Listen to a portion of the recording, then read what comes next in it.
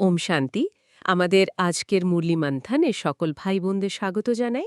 হ্যাঁ, ওম শান্তি। হুম আজকের এই বিশেষ মন্থনে আমরা ২৫শে ফেব্রুয়ারি ২০২৬ তারিখের মুরলির অত্যন্ত গভীর আমাদের প্রতিদিনের জীবনের জন্য ভীষণ প্রাসঙ্গিক কিছু বিষয়ের উপর আলোকপাত করতে যাচ্ছি। একদম। আর আজকের এই আলোচনাটা কিন্তু ভীষণ ইন্টারেস্টিং হতে চলেছে। হ্যাঁ, ঠিক বলেছেন।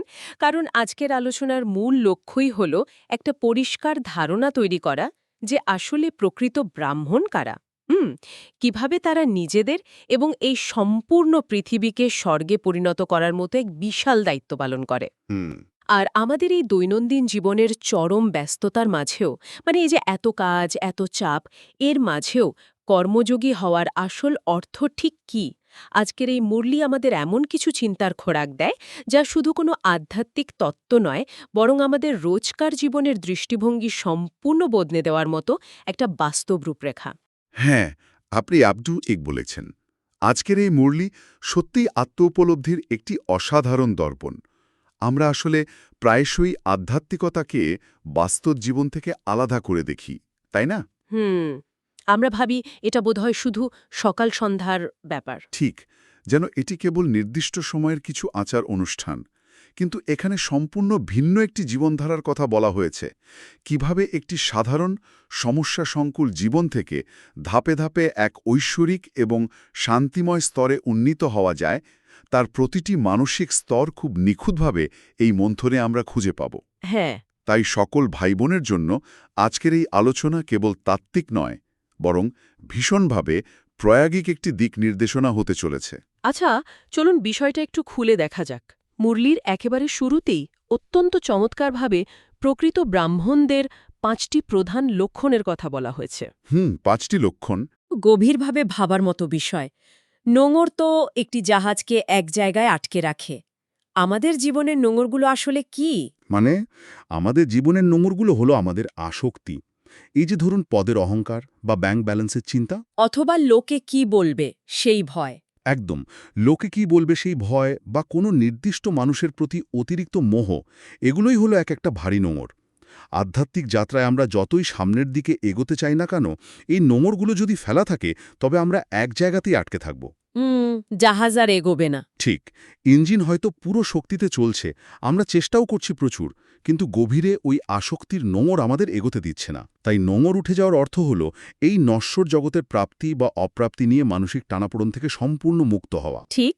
আর এই আসক্তিহীনতার সাথে সরাসরি যুক্ত দ্বিতীয় লক্ষণটি কর্মযোগী হওয়া। এর অর্থ হল হাত সবসময় কাজে ব্যস্ত থাকবে, কিন্তু বুদ্ধি সদা পরম পিতার স্মরণে থাকবে। হ্যাঁ। কিন্তু সাধারণ দৃষ্টিভঙ্গিতে এটি বেশ কঠিন মনে হতে পারে, কারণ আমরা যখন কোনো কাজ করি আমাদের পুরো মনোযোগ সেখানেই দিতে হয়। তাহলে একই সাথে পরম পিতাকে স্মরণ করা কিভাবে সম্ভব? এটি বুঝতে গেলে আমাদের কর্ম এবং যোগের মধ্যে যে একটা কাল্পনিক দেওয়াল আছে, সেটা ভাঙতে হবে। ধরুন, একজন মা যখন অফিসে কাজ করেন, হুম তার হাত হয়তো কম্পিউটারের কিবোর্ডে চলছে, বা তিনি কোনো ভীষণ গুরুত্বপূর্ণ মিটিংয়ে আছেন, কিন্তু তার মনের এক কোণায় সবসময় তার বাড়িতে থাকা ছোট শিশুটির কথা চলতে থাকে। বাহ, খুব সুন্দর উদাহরণ। হ্যাঁ, এর জন্য তাকে আলাদা করে চোখ বন্ধ করে ধ্যানে বসতে হয় না। এটি একটি স্বাভাবিক স্মৃতি বা স্মরণ। ঠিক একইভাবে আমরা যখন সংসারের বা অফিসের কাজ করছি, তখন যদি আমাদের অন্তরে এই বোধটা পরিষ্কার থাকে যে আমরা কার সন্তান এবং আমাদের আসল গন্তব্য কি, সেটাই হলো কর্মযোগী অবস্থা। এটি কোনো জোর করে করা যোগ নয়, এটি এক ধরনের স্বাভাবিক মানসিক স্থিতি। এই উপমাটা সত্যি খুব সুন্দর। আচ্ছা, এরপর তৃতীয় যে লক্ষণটির কথা বলা হয়েছে তা হল একটি রূপক ব্রাহ্মণ হবেন, ঠিক পদ্ম ফুলের মতো, যিনি কাদায় থেকেও সম্পূর্ণ পবিত্র। পদ্মফুল। আজকের দিনে এই রূপকটির প্রাসঙ্গিকতা যেন আরও অনেক বেশি মনে হয়, কারণ আমরা তো চাইলেই সমাজ বা সংসার ছেড়ে পাহাড়ে চলে যেতে পারি না। আমাদের চারপাশেই তো কাদা রয়েছে, তাই না? অবশ্যই। আমাদের চারপাশের নেতিবাচক পরিবেশ, কর্মক্ষেত্রের রাজনীতি, সম্পর্কের জটিলতা, চারিদিকের রাগ, ক্রোধ, এগুলোই হলো সেই কাদা। আর পদ্মফুলের বিশেষত্ব হলো সে এই কাদা থেকে পুষ্টি নেয় ঠিকই, কিন্তু কাদার কোনো দাগ তার পাপড়িতে লাগতে দেয় না। একটুও জল দাঁড়ায় না পাতার ওপর। একদম। আমাদেরও ঠিক এই কাজটিই করতে হবে। আমরা সমাজেই থাকব, সবার সাথে মিশব, সব দায়িত্ব পালন করব, কিন্তু চারপাশের ওই নেতিবাচকতা বা বিকারের প্রভাব আমাদের মনের শান্ত বা পবিত্র স্থিতিকে নষ্ট করতে পারবে না। কেউ যদি আমাদের সাথে খারাপ ব্যবহারও করে, আমরা তার সেই নেতিবাচকতাকে নিজের ভেতরে গ্রহণ করব না। এটাই হলো পদ্মফুলের মতো থাকা। আর এটা তখনই সম্ভব যখন আমরা চতুর্থ লক্ষণটি আয়ত্ত করতে পারব, সর্বদা আত্মা অভিমানী বা আত্মসচেতন থাকার চেষ্টা করা। হুম কারণ আমরা যখন নিজেদের এবং অন্যদের শরীর বা পদমর্যাদা দিয়ে বিচার করি, মানে এই যে আমি ম্যানেজার, তুমি কর্মী, তখনই সমস্ত দ্বন্দ্বের শুরু হয়। কিন্তু যখন আমরা সবাইকে আত্মা হিসাবে দেখি, তখন আর কোনো বৈষম্য বা অভিমান থাকে না। ঠিক। আর এর সাথেই চলে আসে পঞ্চম এবং সবচেয়ে বড় যুদ্ধের কথা, কাম বিকাররূপী মহাশত্রুকে জয় করা। এই 5টি লক্ষণ একসাথে শুনলে মনে হয় এটি যেন সম্পূর্ণ এক নতুন মানুষ হিসেবে জন্ম নেওয়ার ব্লুপ্রিন্ট। এখানে সবচেয়ে আকর্ষণীয় বিষয়টা হলো কিভাবে মুরলি এই শূদ্র থেকে ব্রাহ্মণে পরিণত হওয়ার মনস্তাত্ত্বিক রূপান্তরকে ব্যাখ্যা করেছে। এটি কেবল পোশাক বা বাইরের কোনো পরিবর্তন নয়, একদমই না। এটি হলো চিন্তাধারার এক সম্পূর্ণ নতুন স্তর। আমরা সাধারণত ভাবি যে দেবতারাই সবচেয়ে উঁচুতে অবস্থান করেন, তারাই সর্বশ্রেষ্ঠ। কিন্তু মুরলি আমাদের এক সম্পূর্ণ নতুন এবং গভীর দৃষ্টিকোণ দিচ্ছে। ব্রাহ্মণরা দেবতাদের চেয়েও উঁচুতে। হ্যাঁ, এই বিষয়টা প্রথমে শুনলে একটু অবাক লাগতে পারে, কিন্তু এর পেছনের যুক্তিটা ভীষণ অকাট্য। একদম অকাট্য। কারণ দেবতারা স্বর্গে সুখ ভোগ করেন ঠিকই, কিন্তু ব্রাহ্মণরা হলেন নলেজফুল বা জ্ঞানসম্পন্ন। দেবতাদের কাছে এই সৃষ্টির আদি, মধ্য এবং অন্তের কোনো জ্ঞান থাকে না। তারা শুধু সেই সুখের ফল ভোগ করেন যা তারা এই সঙ্গম যুগে ব্রাহ্মণ হিসেবে অর্জন করেছিলেন। একদম ঠিক। এই জ্ঞানই হল সেই চাবিকাঠি যা ব্রাহ্মণদের শিব বাবার কাছ থেকে অবিনাশী উত্তরাধিকার প্রাপ্ত করতে সাহায্য করে। এই উত্তরাধিকার কিন্তু কোনো জাগতিক ধনসম্পদ, জমি বা বাড়ি নয়। না, একেবারেই না। এটি হলো সেই পবিত্রতা এবং জ্ঞান যা আত্মাকে তার সর্বোচ্চ সম্ভাবনায় পৌঁছে দেয়। একজন মানুষ যখন এই জ্ঞান ধারণ করে, তখন সে শুধু নিজের নয়, পুরো পৃথিবীর রূপান্তরের নিমিত্ত হয়ে ওঠে। এজন্যই ব্রাহ্মণদের এত উঁচু স্তরের বলে মানা হয়, কারণ তারা বিশ্ব পরিবর্তনের মতো এক বিশাল দায়িত্ব কাঁধে তুলে নেন।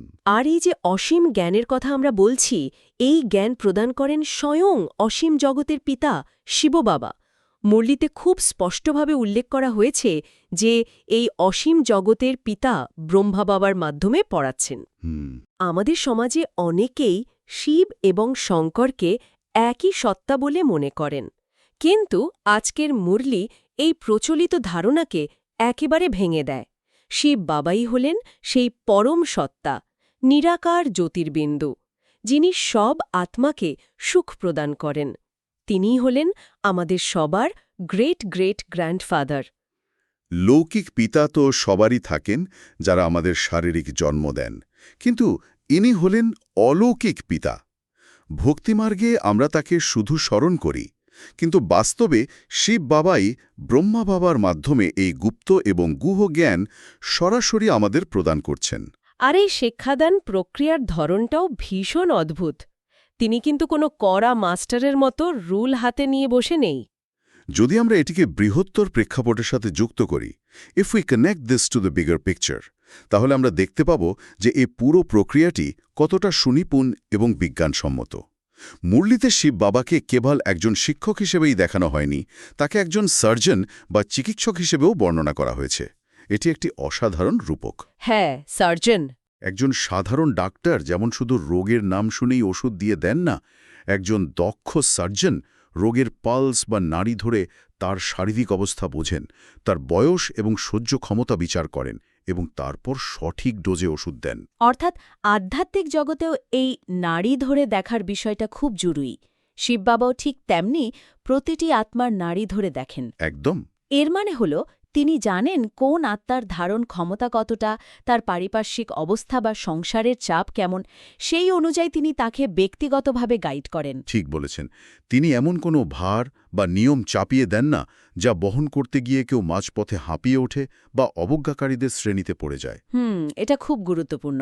একজন গৃহস্থ মানুষ যার কাঁধে সংসারের অনেক দায়িত্ব, সে কিভাবে এই জাগতিক কাজের মাঝেও পবিত্র থাকতে পারবে, সেই সঠিক এবং বাস্তবসম্মত পথটি তিনি দেখিয়ে দেন। এটি কোনো কঠিন বা অবাস্তব আদেশ নয়, বরং এটি হল মানসিক শক্তি বাড়ানোর এক ধারাবাহিক চিকিৎসা পদ্ধতি। এই সার্জনের রূপকটি নিয়ে আলোচনা করতে গিয়ে মনে হচ্ছে আমরা সবাই এই মুহূর্তে এক অদ্ভুত পরিস্থিতির মধ্যে রয়েছি।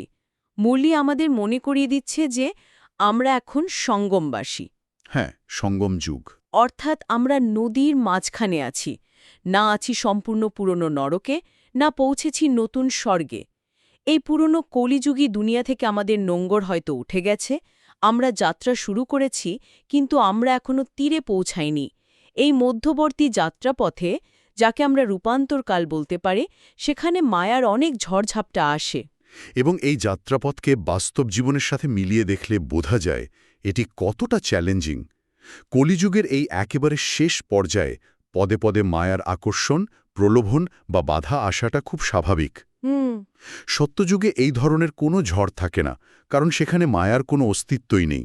কিন্তু এই সঙ্গম যুগে, যেখানে আমরা তমপ্রধান বা পতিত অবস্থা থেকে শতপ্রধান বা পবিত্র অবস্থায় যাওয়ার জন্য লড়াই করছি, সেখানে চারপাশের সব কিছুই আমাদের নিচে টেনে নামাতে চায়। আর এই ঝড়ের হাত থেকে বাঁচার একটাই উপায়, স্মরণের যাত্রা। যখনই এই স্মরণে ঘাটতি পড়ে, তখনই মায়া আঘাত হানে। মুরলিতে এই আঘাতকেই খুব সুন্দরভাবে চড় লাগা বলা হয়েছে। হ্যাঁ, চড় লাগা। মায়া যেন সুযোগ খুঁজতেই থাকে, কখন আমরা আত্মিক স্মৃতি থেকে ছিটকে শরীরের স্মৃতিতে আসি। এই স্মরণের যাত্রা যত মজবুত হবে, আমাদের পুরনো পাপ বা বিকর্ম তত দ্রুত বিনষ্ট হবে। এই জন্যই এই আধ্যাত্মিক যাত্রাকে অন্যান্য সমস্ত জাগতিক তীর্থযাত্রা থেকে সম্পূর্ণ পৃথক এবং অদ্বিতীয় বলা হয়েছে। তীর্থযাত্রায় মানুষ পায়ে হেঁটে যায়, কিন্তু এটি হল বুদ্ধির যাত্রা। এখানেই বিষয়টা আরও চিত্তাকর্ষক হয়ে ওঠে। এই যে বুদ্ধির যাত্রা বা স্মরণের কথা আমরা বলছি, এটি সাধারণ কোনো ধ্যান, প্রাণায়াম বা যোগব্যায়াম নয়। একদমই না। মুরলি আমাদের দৃষ্টি আকর্ষণ করেছে প্রাচীন রাজযোগের দিকে। এটি সাধারণ হঠযোগ থেকে সম্পূর্ণ আলাদা। আজ আমরা দেখি অনেক বিদেশি মানুষও শারীরিক সুস্থতা বা মানসিক শান্তির জন্য ভারতের বিভিন্ন যোগ বা হঠযোগ শিখতে চান। কিন্তু এই রাজযোগের আসল বিশেষত্ব হল এটি কোনো মানুষের দ্বারা সৃষ্ট নয়, স্বয়ং পরমপিতা এই যোগ শেখান। ঠিক, হঠযোগে যেখানে শরীরকে কষ্ট দেওয়ার বা দুনিয়া থেকে পালিয়ে যাওয়ার কথা বলা হয়, রাজযোগ সেখানে আমাদের দুনিয়ায় থেকেই মনের রাজত্ব ফিরে পাওয়ার শিক্ষা দেয়। হ্যাঁ। এই যোগের মাধ্যমেই একসময় ভারত স্বর্গ ছিল, যাকে প্রাচীন ভারত বলা হতো, আর যার সম্মান এবং পবিত্রতা সারা বিশ্বে স্বীকৃত ছিল। কিন্তু কালক্রমে মানুষের আসল রূপ ভুলে গিয়ে বিভিন্ন শারীরিক কসরতকেই আসল যোগ বলে মনে করতে শুরু করেছে। এটি একটি গুরুত্বপূর্ণ প্রশ্ন তুলে ধরে। এক্স্যাক্টলি। এই যে প্রাচীন রাজযোগের মাধ্যমে আমরা নিজেদের পরিবর্তন করছি, মানসিক লড়াই লড়ছি, সেখানে আমাদের আসল বাধা বা শত্রুটা আসলে কে? হ্যাঁ, কে আমাদের শত্রু? আমরা প্রায়শই আমাদের চারপাশের মানুষ, পরিস্থিতি বা সমাজকে শত্রু বলে মনে করি। আমরা ভাবি ওই মানুষটার জন্যই আমার জীবনে এত অশান্তি। কিন্তু মুরলি অত্যন্ত স্পষ্টভাবে জানিয়ে দিচ্ছে যে আমাদের শত্রু বাইরের কোনো মানুষ নয়, বরং আমাদের ভেতরের বিকার বা রাবণ। আর এই বিকারগুলোর মধ্যেও বিশেষ করে কাম বিকারকে আদি মধ্য অন্ত দুঃখদায়ী মহাশত্রু বলা হয়েছে। একটু লক্ষ্য করলে দেখা যায় ক্রোধ, লোভ বা অন্য কোনো বিকারকে এত বড় শত্রু বলা হয়নি যতটা কাম বিকারকে বলা হয়েছে। কেন? কারণ এটি হল সেই প্রধান ছিদ্র যা দিয়ে একটি পবিত্র আত্মার সমস্ত আধ্যাত্মিক শক্তি বেরিয়ে যায় এবং সে পতিত হয়ে পড়ে। একদমই তাই। যখন এই পবিত্রতা নষ্ট হয়, তখন মানুষের মনের শান্তি পুরোপুরি ধ্বংস হয়ে যায়। সমাজেও আমরা দেখি এই বিকারের বশবর্তী হয়েই মানুষ সবচেয়ে বেশি জঘন্য অপরাধ করে। ঠিক। সাধু সান্ন্যাসীরাও তো পতিত পাবন আত্মাকে ডাকেন এই পতিত অবস্থা বা বিকারের অন্ধকার থেকে উদ্ধার পাওয়ার জন্যই। তাই এই মহাশত্রুকে জয় করে সেই পদ্মফুলের মতো পবিত্র থাকাই হল একজন ব্রাহ্মণের জীবনের সবচেয়ে বড় এবং কঠিন প্রতিজ্ঞা। আর এই পবিত্র থাকার যুদ্ধে বাবা আমাদের একটাই মন্ত্র দেন, কর্মযোগী হওয়া এবং নিজেকে সমর্পণ করা। মুরলির একটি চমৎকার অংশের দিকে যদি আমরা তাকাই, সেখানে সমর্পণের একটি অসাধারণ মনস্তাত্ত্বিক দিক তুলে ধরা হয়েছে। লক্ষ্য করলে দেখা যায় ধনী ব্যক্তিদের তুলনায় গরিবরা কত সহজেই নিজেদের সমর্পণ করতে পারে। হ্যাঁ, এটা একটা দারুণ বিষয়। এর পেছনের কারণটা কিন্তু খুব গভীর। হ্যাঁ, এর কারণ হল জাগতিক অহংকার। যাদের অনেক ধনসম্পদ, প্রতিপত্তি আছে, তাদের ভেতরে একটা সূক্ষ্ম অহংকার কাজ করে যে আমি এত কিছুর মালিক। আমার জিনিস। ঠিক, এই আমার বোধটা তাদের সমর্পণ করতে বাধা দেয়। কিন্তু যাদের জাগতিক প্রাপ্তি কম, তাদের হারানোর ভয়ও কম। তারা খুব সহজেই অন্তর থেকে কোনো হিসাব নিকেশ ছাড়েই বলতে পারে, বাবা, আমার যা কিছু আছে তা সবই আপনার। এই সরলতাই তাদের আধ্যাত্মিক পথে অনেক দূর এগিয়ে নিয়ে যায়। শিব বাবা তো পরম দাতা। তিনি কখনোই আমাদের কাছ থেকে জাগতিক কিছু নেন না, বরং তিনি বলেন, এই সব কিছু তোমাদের জন্যই, শুধু এগুলোর প্রতি আসক্তি ত্যাগ করো। এখানেই মা লক্ষ্মীর প্রসঙ্গটি চলে আসে, কিভাবে তিনি জ্ঞান রত্ন দিয়ে আমাদের ঝুলি ভরে দেন। মানুষ মন্দিরে গিয়ে মা লক্ষ্মীর কাছে জাগতিক ধন সম্পদ, টাকা পয়সা চায়, কিন্তু আসল ধন তো হল এই ঐশ্বরিক জ্ঞান। কারণ টাকা পয়সা তো যে কোনো মুহূর্তে শেষ হয়ে যেতে পারে, চুরি হয়ে যেতে পারে, কিন্তু এই জ্ঞান রত্ন আমাদের সাথে জন্মজন্মান্তর থাকে। ঠিক বলেছেন। আর এই জ্ঞানের আলোতেই আমরা সবচেয়ে গুরুত্বপূর্ণ জিনিসটি শিখি, কিভাবে ডাবল লাইট অবস্থায় থাকতে হয়। মুরলির একেবারে শেষ অংশে যে বরদান বা আশীর্বাদ দেওয়া হয়েছে, তা আমাদের রোজকার জীবনের জন্য এক বিরাট সমাধান। ডাবল লাইট বিষয়টা খুব ইন্টারেস্টিং। হ্যাঁ, ডাবল লাইট হওয়া মানে হল দুটি দিক থেকে হালকা হওয়া। প্রথমত, সব ধরনের জাগতিক চিন্তা, দায়িত্বের বোঝা বা আসক্তির ভার থেকে মুক্ত হওয়া। আর দ্বিতীয়ত, সবসময় আলোর মতো, অর্থাৎ আত্মিক স্মৃতিতে থাকা। এই ভারমুক্ত হওয়াটা খুব ভাবার মতো। আমরা সংসার বা অফিসের দায়িত্ব এড়াতে পারি না, তাহলে ভারমুক্ত হব কিভাবে? এখানেই আসে ট্রাস্টি বা রক্ষক হওয়ার কনসেপ্ট। ট্রাস্টি। ধরুন, একজন ব্যাংকের ক্যাশিয়ার প্রতিদিন লাখ লাখ টাকা নাড়াচাড়া করেন, কিন্তু বিকেলে বাড়ি ফেরার সময় সেই টাকা নিয়ে তার কোনো দুশ্চিন্তা থাকে না, কারণ সে জানে ওই টাকা তার নয়, সে শুধু একজন ট্রাস্টি। একদম সঠিক উপমা। যখন কোনো ব্যক্তি তার সংসার, সন্তান বা ব্যবসাকে নিজের না ভেবে পরম পিতার দেওয়া আমানত মনে করে এবং নিজেকে কেবল একজন ট্রাস্টি বা পাহারাদার মনে করে কাজ করে, তখন তার মধ্যে কোনো অহংকার, কর্তৃত্ববোধ বা হারানোর ভয় থাকে না। একদম। সে জানে যে সে কেবল নিমিত্ত মাত্র, আসল কর্নেওয়ালা, ওপরওয়ালা। এই ট্রাস্টি ভাব এবং আত্মার স্থিতিতে থাকার অভ্যাসটি যদি মজবুত হয়, তবে যে কোনো কঠিন পরিস্থিতিতেও মন শান্ত থাকে। আর এই অবস্থাতেই একজন ব্যক্তি সেকেন্ডের মধ্যে কর্মযোগী থেকে কর্মাতীত অবস্থায় পৌঁছে যেতে পারে।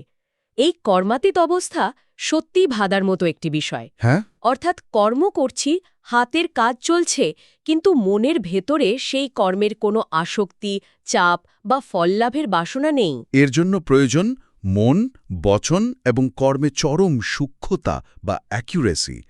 মুরলিতে বারবার বলা হয়েছে যে একজন ব্রাহ্মণ হয়ে কোনো শূদ্র কর্ম করা যাবে না। শূদ্র কর্ম বলতে বোঝায় সেই সব কাজ যা বিকারগ্রস্ত, স্বার্থপর বা অজ্ঞানতার বশবর্তী হয়ে করা হয়। ওকে সেই শতপ্রধান অবস্থায় ফিরিয়ে নিয়ে যেতে পারি, যেখানে এক রাজ্য, এক ধর্ম এবং এক ভাষা ছিল। সেই রামরাজ্যের স্বপ্ন, যা আজ মানুষের কাছে কেবলই রূপকথা মনে হয়, তাকে বাস্তবে রূপ দেওয়ার দায়িত্ব এই ব্রাহ্মণদের কাঁধেই অর্পিত। তাহলে এই সব কিছুর অর্থ কি দাঁড়াচ্ছে? So, what does this all mean? এর অর্থ হল, আমরা কেবল দর্শক নই, আমরা হলাম এই বিশ্ব রূপান্তরের সক্রিয় কারিগর। আমাদের প্রতিটি চিন্তার, প্রতিটি কর্মের এক গভীর প্রভাব রয়েছে সম্পূর্ণ সৃষ্টির উপর। এই মুরলী মন্থন আমাদের সেই দায়িত্ববোধটাই নতুন করে স্মরণ করিয়ে দেয়। একদম তাই। মুরলীতে যে চমৎকার স্লোগানটি দেওয়া হয়েছে, তা আমাদের এই কঠিন যাত্রায় দারুণ এক প্রেরণা যোগায়।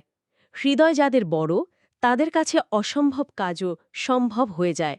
অর্থাৎ মন যদি বিশাল হয়, বাবার প্রতি নিশ্চয় যদি অটুট থাকে, তবে নিজেদের বিকার জয় করা বা এই পৃথিবীতে স্বর্গ স্থাপন করার মতো আপাতদৃষ্টিতে অসম্ভব কাজও অত্যন্ত সহজ হয়ে যায়।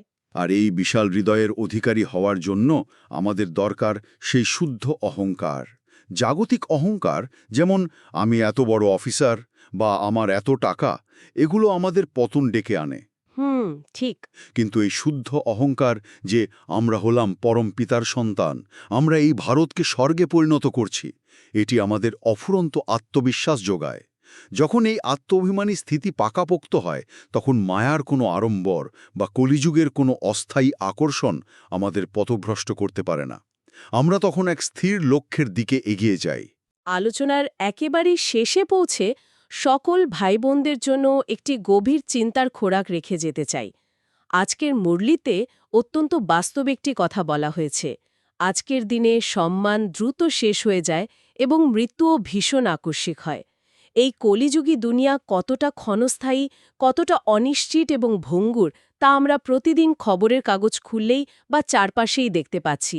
কেউ জানে না কাল কি হবে। ঠিক। এখন প্রশ্ন হল, যদি সত্যিই এই পুরনো কলিযুগী দুনিয়া থেকে আমাদের নোঙর সম্পূর্ণভাবে উঠে গিয়ে থাকে, তবে দৈনন্দিন জীবনের এই দ্রুত পরিবর্তনশীল চাপ, অফিসের টার্গেট, সংসারের স্ট্রেস বা হঠাৎ আসা কোনো সংকটকে আমরা কতটা ভিন্ন এবং শান্ত দৃষ্টিকোণ থেকে দেখতে পারি?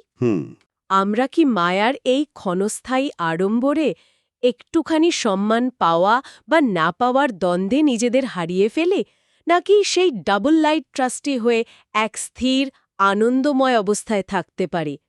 এটি এমন একটি বিষয় যা আমাদের নিজেদের জীবনে মুরলির শিক্ষা কতটা গভীরভাবে প্রয়োগ হচ্ছে তা পরিমাপ করতে সাহায্য করবে। আগামী দিনগুলোতে এই বিষয়টি নিয়ে একটু গভীরভাবে ভাববেন। দারুণ একটা ভাবনার বিষয়। That's it for today's Murali মন্থন। আমাদের আজকের মুরলি মন্থনের জন্য এইটুকুই। ওম শান্তি।